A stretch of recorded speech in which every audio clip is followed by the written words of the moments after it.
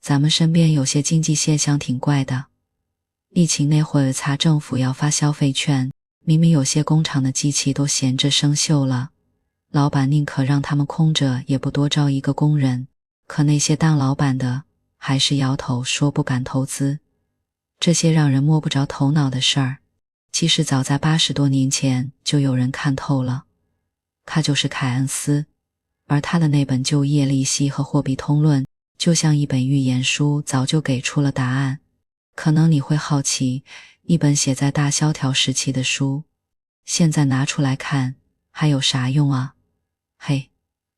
咱们现在遇到的经济难题跟凯恩斯那会儿骨子里没啥两样，不是咱们生产不出东西，而是没人愿意砸钱投资。你想啦，前2年大家捂紧钱包不敢花，餐馆里空桌子一大片，这就是凯恩斯说的消费不足。企业老板呢，哪敢开新店买新设备啊？这就是投资不足。至于那些老经济学家说的，只要生产出来，自然就有人买，这套理论在现实面前彻底傻眼了。难道衣服卖不出去是因为咱们造的还不够多吗？简直是笑话。凯恩斯就是想撕掉市场万能那层纸。经济压根不是一台能自动修复的机器，一旦大家花钱消费，可企业投资的有效需求不够了，整个社会就会像掉进一个死胡同。东西没人买，工厂就不生产，不生产就少雇人，少雇人大家更没钱，结果就是更没人买。要打破这轮恶性循环，光靠市场自己那是痴人说梦，必须得有政府那只看得见的手，用对政策来引导。所以你看，今天哪个国家经济一下滑，都会不约而同地想起凯恩斯当年的那些高招。这集咱们这就跟着凯恩斯的脚步，一层层揭开这经济的秘密，然后彻底搞明白有效需求这台发动机是怎么决定咱们工作饭碗的。最后再聊聊这套理论怎么帮我们解决眼前的实际难题。走你，咱们从头乐一乐，经典学派到底糊涂在哪儿了？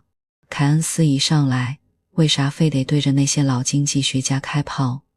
不是他爱找茬，是大萧条的现实太打脸了。想想看，1933年的美国，4个人里就有1个没工作，工厂机器闲着生锈，工人饿得前胸贴后背，却找不到一口饭吃。可那些老学究呢，还在那儿慢悠悠地说，别急，市场有自愈能力，等等就好。这听着像不像一个医生对着重病垂危的病人说，不用治，身体自己会好。所以凯恩斯的第一步就是要把这些不靠谱的理论彻底扒开，才能为自己的新思路铺路。凯恩斯说，我的书叫《通论》，意思是讲普遍规律的。而那些老学派的理论呢，他们觉得经济就像一家永远爆满的餐厅，厨师就是工人，桌子就是设备，永远忙得脚不沾地。可真实世界呢，餐厅总有空桌，工厂机器总有停工的时候，这才是常态啊。爆满只是过年过节偶尔发生的事儿。凯恩斯就是要解释这些空桌子停工机器是咋来的。可老学派只盯着爆满的特例看，当然解决不了大家没工作的问题。这一步非常关键，凯恩斯直接给老学派的理论下了定义。你那套只在理想国里管用，现实面前根本站不住脚。接下来咱们再巴拉帕拉老学派的2个不靠谱前提，这可是他们理论的定海神针。可凯恩斯一琢磨，第一个是工人的工资正好等于他多干活而多创造出来的价值，这话听着挺公平合理吧？可现实呢，根本不是那么回事儿。你想想，有的是法子压低工资，就算工人拼死拼活创造了100块的价值，老板可能只给80块钱，反过来工会一谈判，工人也能争取到比实际价值更高的工资。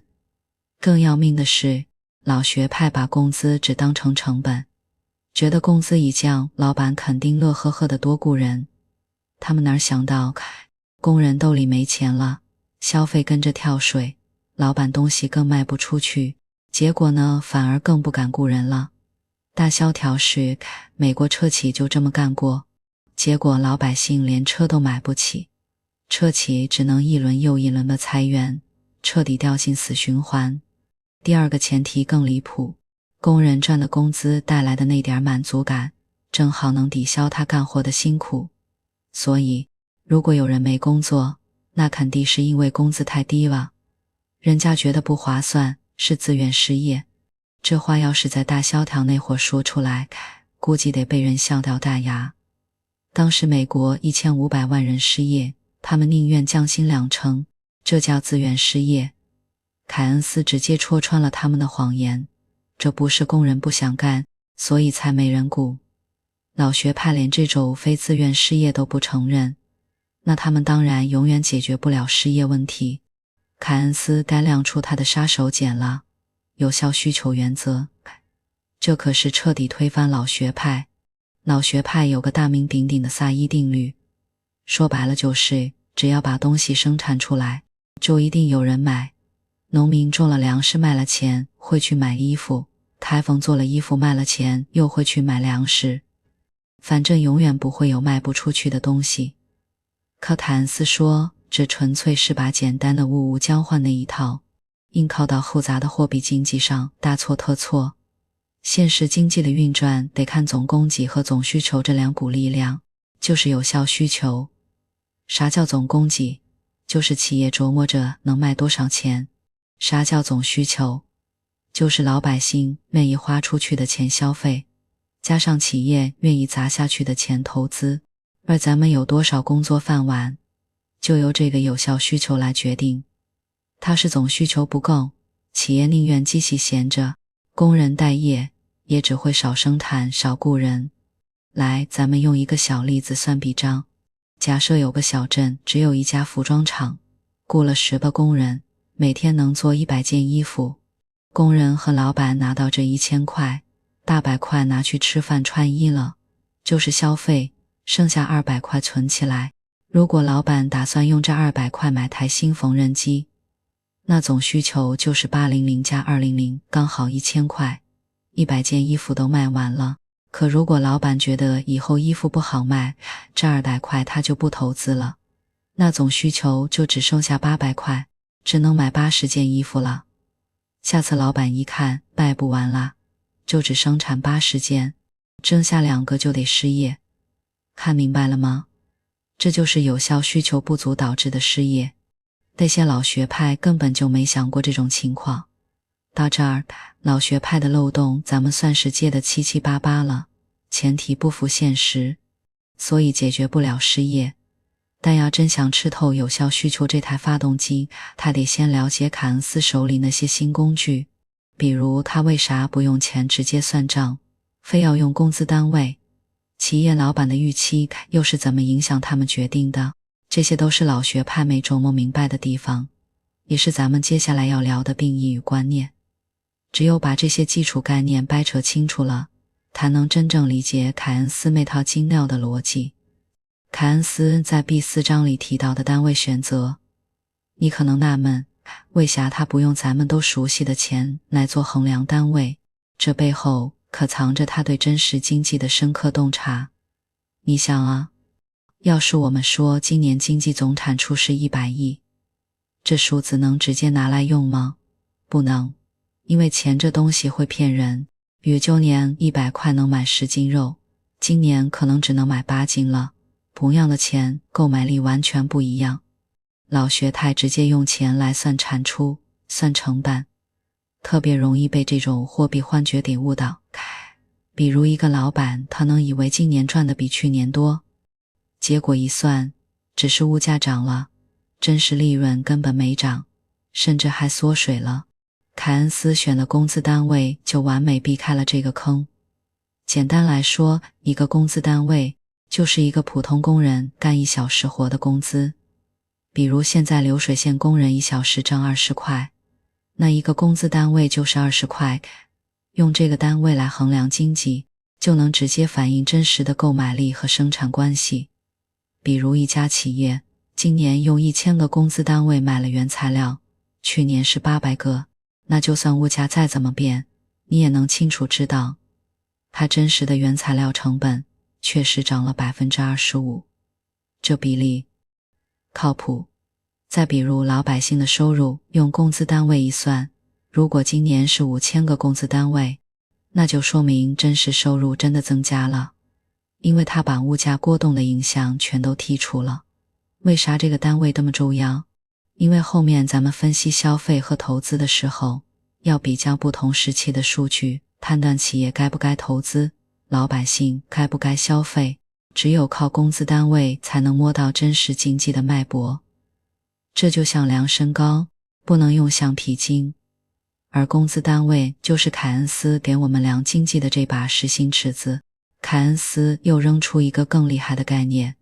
预期。老学派认为，企业不多少人只看眼前赚不赚钱，产品好卖就多雇，不好卖就少雇。凯恩斯发现，真实世界里的老板们做决定根本不是看当下，而是看未来，也就是他们的预期。他把预期分成了2种，短期预期你也好理解，就是老板们琢磨着未来几个月，比如一家面包店老板要不要多招俩人做月饼，他看的不是今天面包卖的有多好，月饼能不能卖得出去，这就是短期预期。如果他觉得今年月饼能多卖3成，他也会提前招人备原料。可要是他觉得月饼要滞销，那就算现在面包卖得再好，他也不敢多雇人。长期预期呢，影响就更大了。这是企业对未来几年到底能不能赚大钱的判断。比如一家汽车厂要不要砸10亿建一条新能源生产线，他看的不是现在新能源车卖的有多火，而是未来5年政策会不会变，消费者是不是更愿意买，竞争对手会不会太多。这些都是长期预期一片悲观，那就算政府现在给再多补贴，企业也不敢投这笔钱。可要是长期预期乐观，那就算现在利润一般，他也愿意砸钱扩产。更有意思的是，凯恩斯发现预期这玩意儿特别容易情绪化，而且特别容易被身边的人影响。比如小镇上有2家服装厂，B 厂老板觉得以后生意不好，不打算扩产了， B 厂老板本来还想大干一场呢，结果一看一躺不动呢，他也跟着怂了。这不就是咱们常说的羊群效应吗？大萧条的时候就是这样，很多企业明明有钱，可就是因为大家对未来没信心，都不敢投资，不敢雇人。这也解释了为什么有时候经济明明没啥大问题，却突然就冷下来了，不是真的没机会，而是大家的预期先一步冷掉了。最后咱们看看第6章和第7章，凯恩斯在这儿澄清了所得储蓄和自动变投资的说法给推翻了。老学派觉得，老百姓没花完的钱存起来，银行会自动借给企业，企业拿去投资，永远是相等的。但凯恩斯说，他们这是把定义和现实搞混了。他先给这仨概念下了严格定义。所得就是企业总收入减去成本后分给工人和老板的钱，简单说就是大家拿到手能花的钱。储蓄呢，就是所得减去消费，比如你挣1万块花掉6000。筹资可不是咱们平时说的买股票基金，而是企业增加资本设备的行为，比如买机器、建厂房、囤原材料，甚至企业没卖出去的库存也像投资，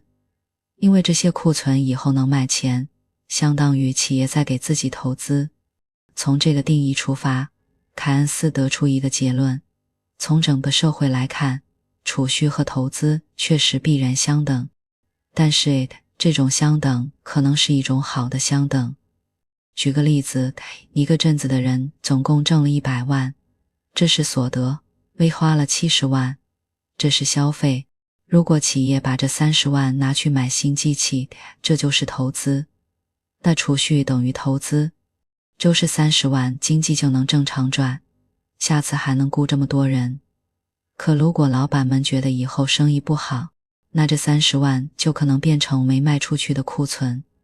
虽然它也算投资，储蓄它是等于投资，可结果呢？企业下次就会少生产，少雇人，因为库存堆太多了。老学派只看到储蓄等于投资这个结果，却没看到投资是主动的，储蓄是被动的。不是储蓄多了，大家的收入才会跟着涨，储蓄才能跟着多。比如企业多投资10万建厂房，工人就能多挣10万工资里，可能有3万会变成储蓄。看，储蓄是跟着投资涨的，而不是反过来。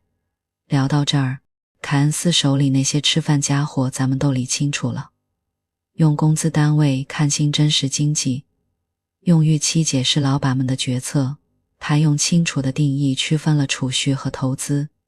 接下来咱们就能更深入地剖析有效需求的2个核心支柱，消费和投资。比如后面我们会聊到老百姓的消费到底怎么跟着收入变，企业投资又受哪些因素影响，这些分析都得靠今天讲的这些新概念来打底。咱们一步一步来，把凯恩斯的逻辑拆解得明明白白。凯恩斯分析了那些影响咱们花钱的客观因素，这些就像外部天气，直接决定了咱们能花多少和敢花多少。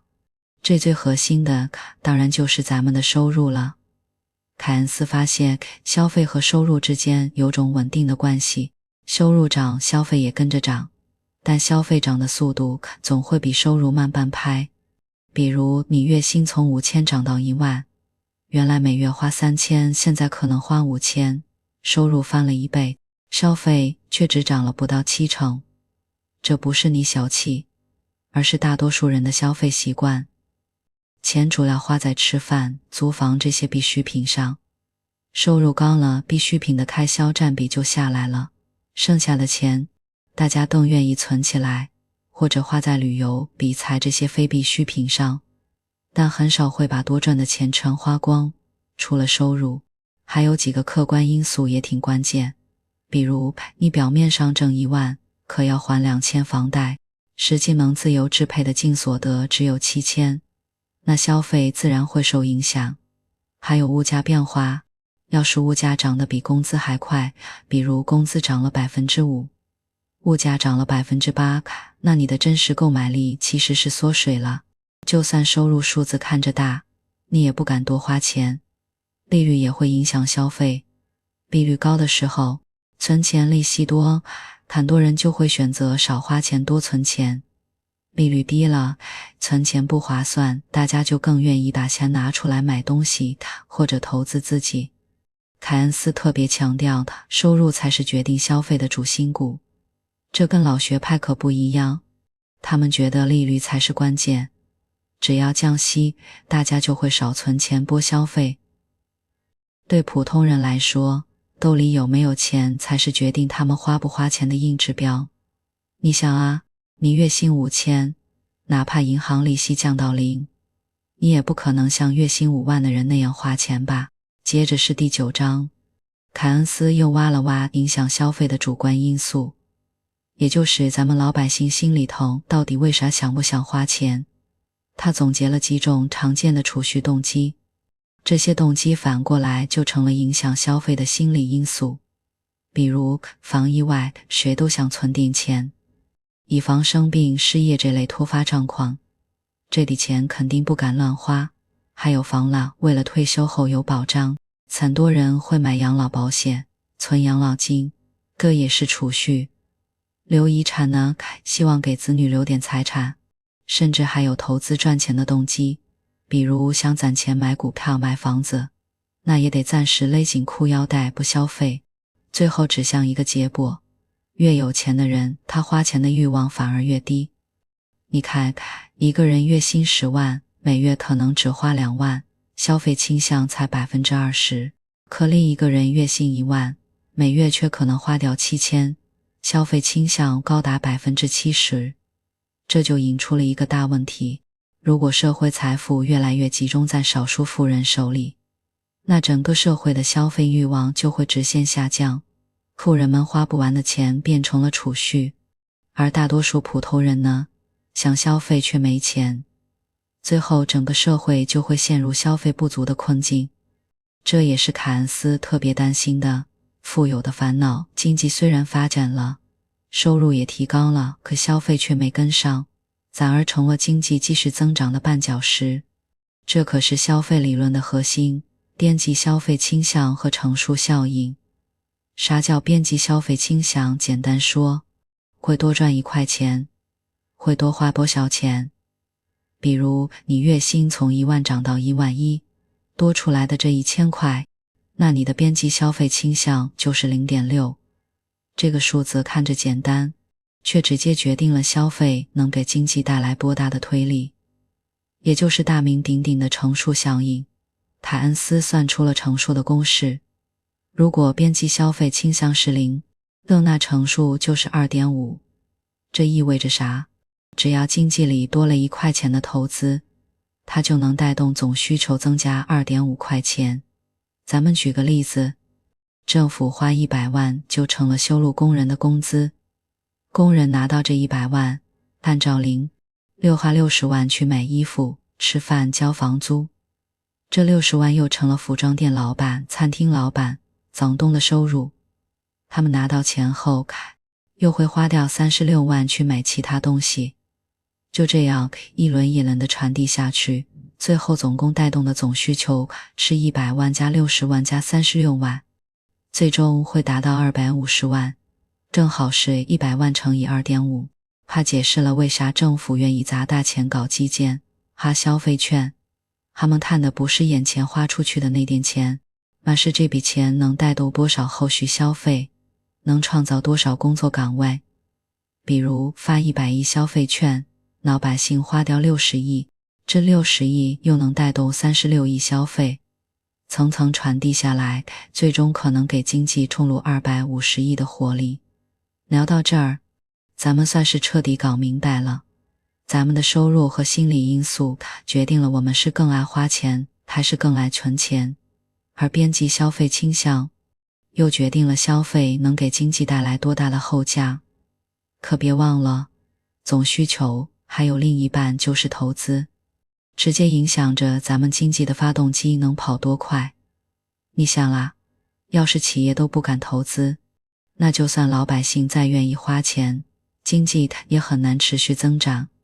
反之，如果企业投资活跃，不仅能直接增加总需求，还能带动就业和收入，进一步刺激消费。那问题来了，企业到底受啥影响才做投资决策呢？凯恩斯提出了2个关键概念，资本的边际效率和利率，这就是咱们下一部分要重点聊的。咱们首先要搞懂的核心概念，是凯恩斯在第11章里提出的资本的边际效率，简称任利息。简单说，这玩意儿就是企业对一笔投资的预期回报率。比如一家企业花100万买一台机器，估摸着这机器未来5年每年能赚25万，那么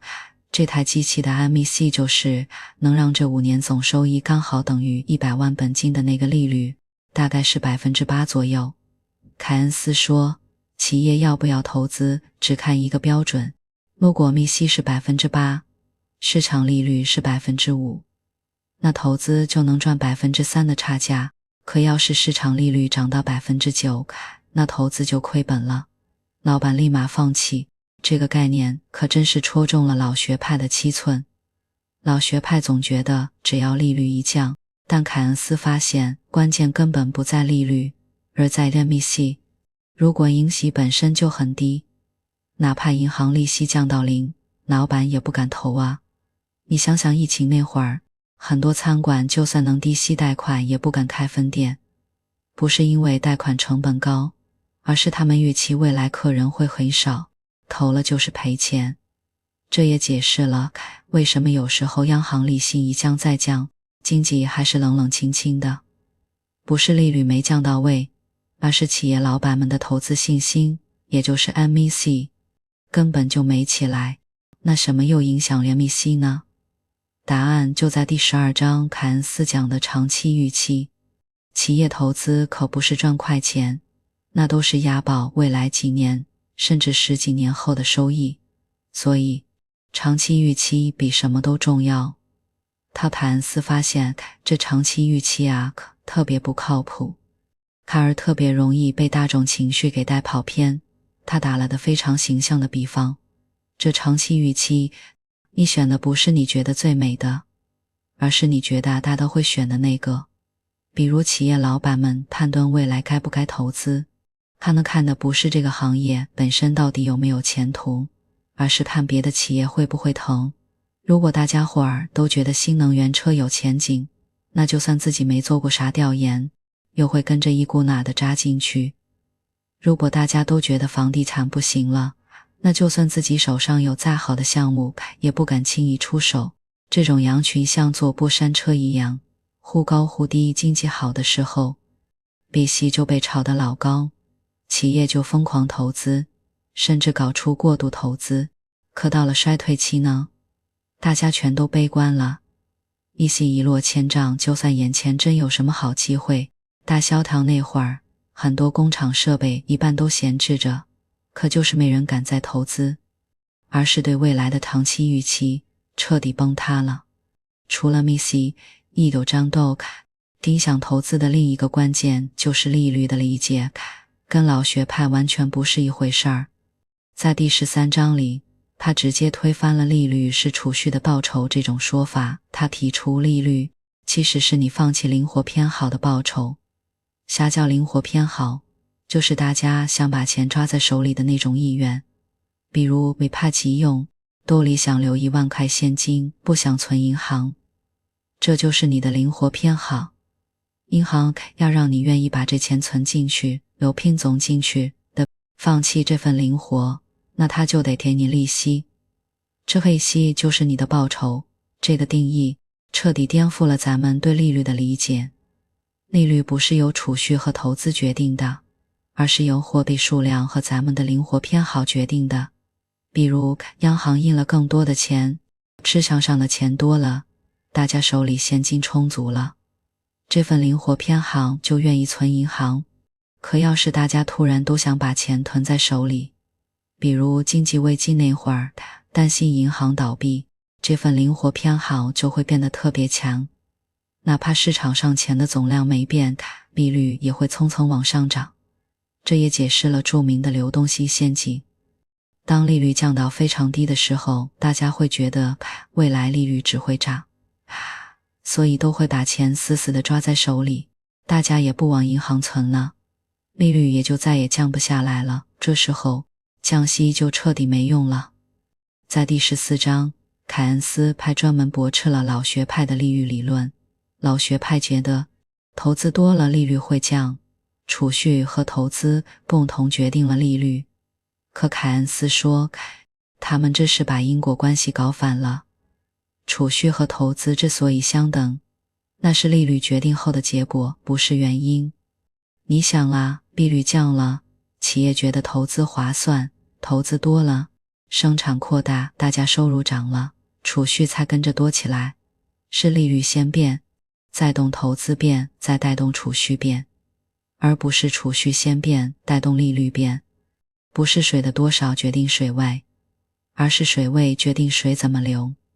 不是储蓄多少决定利率，是利率决定了储蓄和投资怎么达到平衡。把这些线索串起来，你就能彻底明白企业投资的底层逻辑了。投资意愿其实就是按利息减去利率，利息越高，利率越低，企业就越愿意投资。反过来，就算利率再低，如果利息更低，那投资照样不会增加。而按利息呢，利率呢又受灵活偏好和货币数量的影响。这就像一个双开关，只有这2个开关都打开了，投资这台发动机才能真正轰鸣起来。这部分的逻辑特别重要，因为它直接指明了咱们未来政策该往哪儿走。如果你想刺激投资，光靠降息调整利率是不够的，更要紧的是得想办法提振企业对未来的长期预期，也就是把单每息给抬起来。比如出台稳定的产业政策，改善营商环境等等。如果咱们不幸陷入流动性陷阱，降息彻底没用了，比如直接调节货币数量，或者想办法改变大家的灵活偏好呢？前面咱们把消费和投资这两个驱动总需求的核心都聊透了，也明白了一个道理，有效需求不足就是导致失业的罪魁祸首。但真到了实际政策层面，有两个烫手山芋绕不开，工资能不能随便降，印钞票会不会直接引发通货膨胀，这正是凯恩斯要解决的落地难题。毕竟再好的理论，要是解决不了老百姓的实际温饱，那也只是纸上谈兵。先来看第19章的核心争议，降工资能解决失业问题吗？老学派拍着胸脯说，能啊，企业成本就低了，老板们自然会多雇人，比如过10个人得花5万，工资降到4000，那5万块钱就能雇12个人了，失业率不就下来了吗？可凯恩斯说，这纯粹是只看成本不看需求的糊涂账。在现实里，降工资不仅解决不了失业，反而会把问题搞得更糟。咱们还是拿小镇服装厂做例子，原来工人月薪5000，厂里100个工人，工人拿到工资后，一部分会在镇上的餐馆、超市、理发店消费，这些消费又能带动其他行业的就业。现在老板觉得成本高，把工资降到4000，每月工资支出变成了40万成本，他们在镇上的消费会跟着大幅减少，原来每月花30万，现在可能只花24万了。餐馆超市没了这6万收入，很可能也要裁员，被裁掉的人又会减少消费，最后整个小镇的需求都会跟着跳水。虽然工资成本是低了，可镇上的人都没钱买衣服了，衣服卖不出去，反而可能得进一步裁员。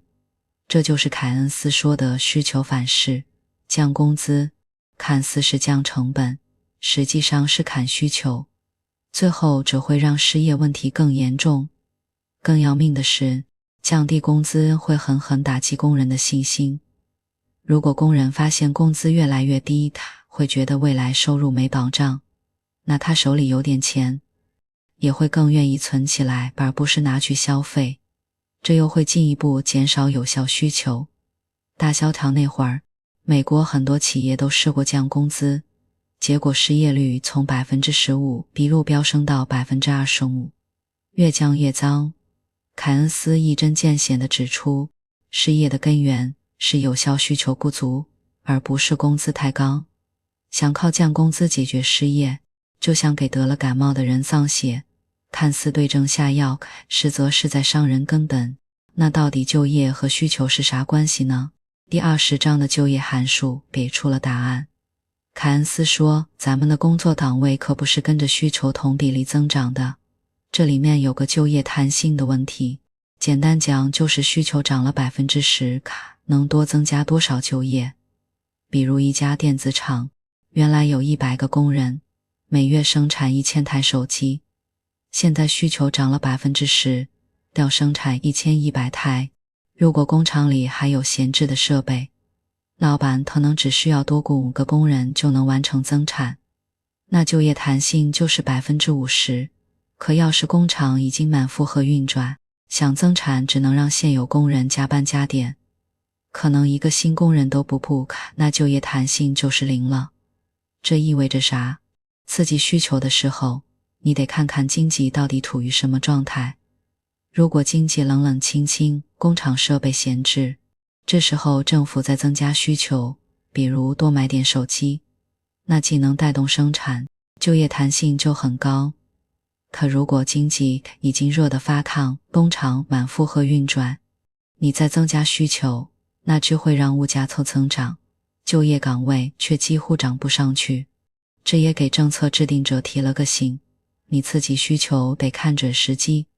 不能盲目使劲儿。最后一个问题，也是大家最关心的，印钞票。这第21章，凯恩斯直接推翻了印钱必通胀的说法，提出了一个分阶段的物价理论。他把经济分成了2个阶段，一个是还没达到充分就业的阶段，在还没达到充分就业的阶段，比如经济刚经历过衰退，很多工人失业，工厂机器也闲置着，这时候央行印钱增加市场上的货币量，企业拿到钱后会先雇佣那些失业的工人，启动闲置的设备，因为有大量的闲置资源，生产能力能够跟着需求一起涨，所以物价涨得很少。比如政府因为100亿去雇人买原材料，生产出了价值100亿的产品，物价可能只涨了 2% 到 3%， 大部分的钱都转化成了就业和实际产量。疫情初期，很多国家大肆印钱救经济，就是因为当时经济还没到充分就业，印的钱都用来恢复生产了。但如果经济已经到了充分就业阶段，这时候所有工人都有工作，所有工厂都满负荷运转，没有多余的资源可以利用了。你再印钱，需求虽然会涨，可生产却涨不上去了，那就只能靠涨价来平衡。比如市场上只有1000台手机，原来卖2000块，现在印钱让大家兜里的钱变多了，想买手机的人也多了，可手机还是只有那1000台了，商家只能把价格涨到2500块，这就是典型的需求拉动型通胀。2021年后，很多国家之所以出现通胀，就是因为经济已经恢复到充分就业了，却还在继续印钱，导致需求远远超过了供给能力。凯恩斯的这个理论就像给政策制定者划定了一个安全区，在还没到充分就业的时候，印钱刺激需求是安全的，既能救经济，又不会引发严重的通货膨胀。但一旦经济达到充分就业，就不能再盲目印钱了。这也解释了为什么有时候政府会突然踩刹车，不是不想刺激经济，而是怕一旦超过充分就业，就会引发通货膨胀。凯恩斯聊到了商业循环，也就是咱们经济为啥老是像坐过山车，一会儿又跌入谷底。老学派觉得经济是一条笔直的路，偶尔颠簸一下只是意外。凯恩斯发现，这种上上下下的商业循环根本不是啥意外，而是经济运行的常态。而看了核心，就是咱们前面说的，咱们拿2008年金融危机前后的情况举个例子。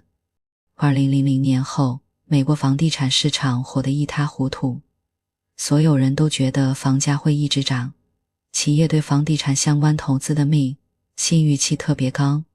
估摸着每年能赚 15%， 远远超过市场利率。于是开发商们疯狂拿地建楼，钢铁、水泥这些上游行业也跟着扩大生产，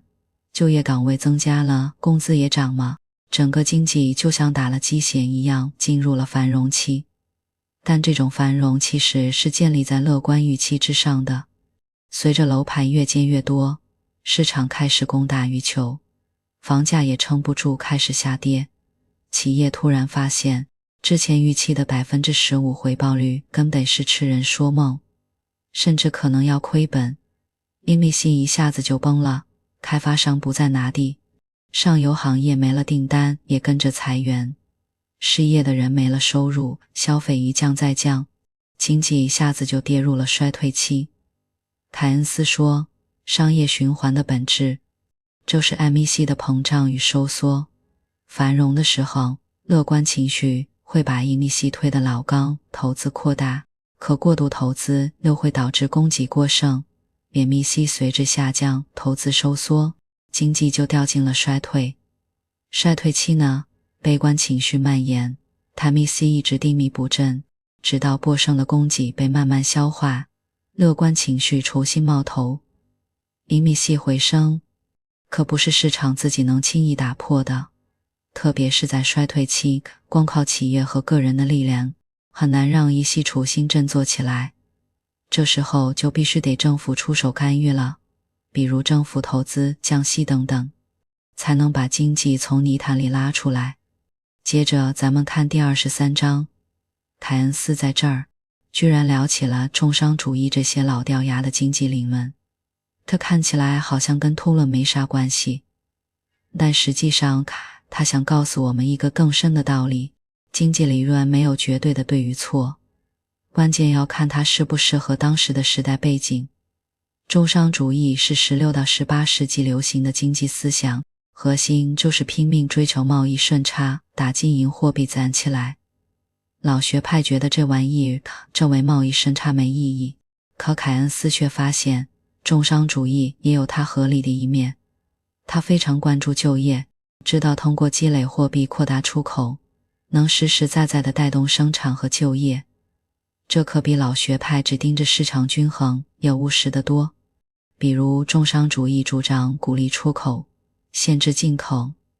这样一来本国产品就能有更多市场，企业就能多生产多雇人，就是出口还能带回更多货币，钱多了，企业贷款投资就更容易，进一步带动就业。这逻辑其实跟凯恩斯的通论不谋而合，都是通过增加需求来带动就业。当然，凯恩斯也指出了重商主义的局限性，他只顾自己国家的利益，通过限制进口来扩大出口，很容易引发贸易战，最后大家谁都讨不到好。在那个特定的历史时期，重商主义确实解决了不少就业问题，推动了经济发展。评价经济理论不能用今天的眼光去挑剔过去的理论，也不能盲目迷信某一套理论。老学派在充分就业的时代背景下确实有它的合理性，可一到有效需求不足的大萧条时期就彻底歇菜了。通论在需求不足的时候能发挥巨大作用，可如果到了充分就业、通胀严重的时代，也需要跟着调整。说到底，经济理论是为解决现实问题服务的，我们得根据时代的变化灵活运用才行。终于到了第24章，凯恩斯在这儿提出了他的社会哲学，这可是通论的灵魂所在。他说，经济问题只是人类生活的一个侧面，解决了经济问题不等于解决了所有问题。但如果经济问题解决不了，他写通论不光是为了救经济，更是为了让更多人能有份工作。凯恩斯坚信充分就业绝不是什么遥不可及的梦想，只要咱们通过合理的政策去调节有效需求。他既反对市场万能论，也反对政府大刀大揽。他主张政府和市场应该各司其职，市场解决不了的，比如有效需求不足、失业严重，那政府就必须得出手干预，既避免了自由市场那看不见的盲区，又防止了政府过度插手带来的弊端。更重要的是，凯恩斯强调经济政策必须以人为本。他认为经济发展的终极目标不是为了追求 GDP 的数字，也不是为了积累更多的财富，让大家有工作有收入，能过上体面的日子。大萧条时期，无数人因为失业流离失所，凯恩斯看在眼里，疼在心里。这也是他创作通论的初心之一，通过理论创新找到解决失业的办法，让经济重新回到为人服务的本质。这我们看到了通论的深度和温度。它不只是一本冰冷的经济理论教科书，更是一本关注现实、关注人的民生之书。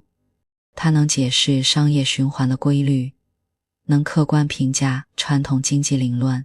还能为我们提供以人为本的社会哲学。把正是这些深刻的延伸与启示，才让通论在80多年后的今天依然充满强大的生命力。好啦，咱们聊了这么多，最后来总结一下，凯恩斯这本通论对咱们现在的生活到底有啥具体的指导意义。读它可不是为了背那些拗口的理论和公式，而是要学会用凯恩斯的这双火眼金睛看懂咱们当下的经济，甚至能指导咱们自己的生活决策。这本书依然能帮咱们解开很多现实困惑。它带来了3个核心启示。首先，它教会咱们用需求视角看经济，别再傻傻的迷信市场能自动修复了。现在要是有人说某个行业不行了，是因为产品不够好，很可能压根就是没人买的需求问题。比如有些实体书店倒闭，而是大家更愿意线上阅读了，消费习惯变了，需求转移了。这提醒我们，不管是创业做企业，还是个人选择行业，都别只盯着怎么把产品做得尽善尽美，更要盯着需求到底在哪儿。需求在，机会就在。它帮我们看懂了政策背后的深层逻辑，让你不再觉得那些宏观政策离自己很远。比如政府发消费券，它是在巧妙地利用乘数效应来带动消费。搞基建也不只是修桥铺路那么简单，它是通过投资来拉动就业，激活整个产业链。理解了这些，咱们就能更理性地看待政策了。比如知道降息可能是为了刺激投资，咱们就能根据自己的情况调整理消费的政策要出台了。咱们就能更清晰地判断哪些行业可能会迎来新的机会。最后，凯恩斯还传递给我们一种不盲从，这可比理论本身更宝贵。他没有被老学派的权威给框住，反而在大萧条的残酷现实中发现了旧理论的漏洞，才写出了通论。这告诉咱们，无论是看经济新闻，都别轻易相信那些绝对正确的说法。